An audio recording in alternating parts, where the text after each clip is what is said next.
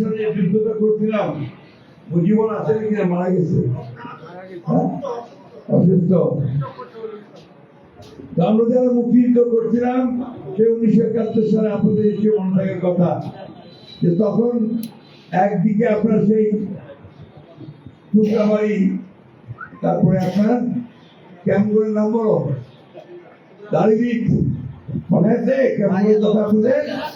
মনে তো কয় না, আছে আছে এই আনিসুল চৌধুরী, আপনার নূর করিম সাহেব হাফ প্যান্ট পরে একটা দড়ি দিয়ে প্যান্টটা বাঁধছে, দড়ি দিয়ে, মনে আছে? নূর করিম সাহেব টুকরাবাড়ি ক্যাম্পে মাটির মধ্যে শতরঞ্জির উপরে আমাদেরকে সুন্দরতা ফুটে দিতে থাকতো। সেই সময় ট্রেনিং নিয়েছে কষ্ট করে, অনেকেই হাতিয়ারা যারা মুক্তিযুদ্ধের সঙ্গে সরাসরি জড়িত ছিলেন। এখানে আমাদের একটা পরিবার আছে, তারা আছে কিখানে নাই, যে পরিবারটা 3 ভাই ঠাকুরগার একসাথে, তাদেরকে ওই যে আপনার আশুগঞ্জে যে যুদ্ধ ছিল আমাদের এলাহাবাদী সাহেবের, এই যুদ্ধ করে তাদেরকে হত্যা করা হয়। এখানে জাতিভাঙ্গা আছে না, কত মানুষকে হত্যা করা হয়েছে মনে হচ্ছে আপনাদের? শুধু এই মুক্তিযুদ্ধ আপনার পড়েছেন, আপনার কিন্তু পড়েছেন একটা স্বাধীন দেশ করবেন, ঘোষণা দিয়েছিলেন আমাদের স্বাধীনতা ঘোষক শেখ মুজিবুর জিয়াউর রহমান, মনে আছে আপনাদের? আমি জিয়া বলছি, মনে আছে? তো সেই মুক্তিযুদ্ধ আজ থেকে এখন প্রায় কত বছর হয়েছে?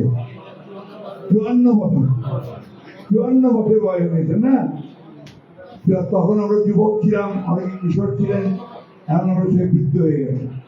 কিন্তু মুক্তিযুদ্ধ সমান কনফিডেন্ট আছে, এটা কিন্তু এখনো তরুণী আছে, তরুণ আছে, তরুণ মনে হচ্ছে, আজি মজবুত এখন তরুণী লাগছে দেখতে, তাই না?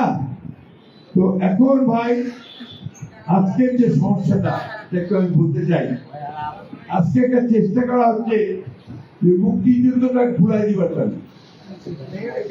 হয় নাই, আমরা কিছুই করি না, দেশটার জন্য আমরা কোনো অবদানই রাখি নাই, ঠিক না? 24 তারা করেছি, তারাই সব করেছে, এদেরকে ধারণা দিচ্ছে না, ঠিক না?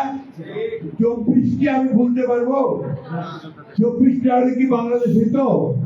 আজকে তোমার জন্ম হইতে বাবা এই দেশে, এই কথা কখনো ভুলবা না।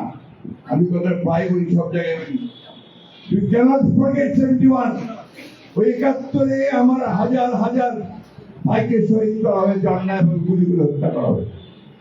ওই 71-এ আমাদের লক্ষ লক্ষ মানুষ বাড়ি ঘর ছেড়ে পালিয়ে ভারতকে আশ্রয় নিয়েছিল। ওই 71-এ আমাদের মা বন্ধুকে অন্যায় ভাবে তাদেরকে অত্যাচার করে, নির্যাতন করে, দান করে তাদেরকে হত্যা করা হয়েছিল। এই কথাগুলো আমরা বুঝতে পারি না। 9টা মাস আমরা দীর্ঘকাল, সেই 9 মাস যারা যুদ্ধ করেছি, পরিবার পরিজনের কোনো খবর নেই, কে কোথায় গেল, কত মানুষ কোথায় চলে গেছে, তাই না? তো সেই দিন থেকে ভুলে যাওয়ার চেষ্টা করলে গিয়ে ভুলে দেওয়া যাবে ভাই? যাবে কে? আমার জন্মটাকে কি আমি ভুলতে পারি? ওইটা মাথার মধ্যে রাখি। আজকে সুপরিকল্পিত হবে একটি চক্র, একটি মহল, যারা 1971 সালে পাকিস্তান হানাদার বাহিনীর সঙ্গে যোগ সাজেশ করে দেশের মুক্তিযোদ্ধা হত্যা করেছিল, তার পরিবারকে হত্যা করেছিল, তাদের মেয়েদেরকে তুলে দিয়েছিল খান বাহিনীর হাতে। তাদের সঙ্গে দেশের মানুষ আপোষ করতে পারে নাকি ভাই? জোরে কইতে হবে তো, মুক্তিযুদ্ধকে গড়তে উঠতে হবে তো ভাই।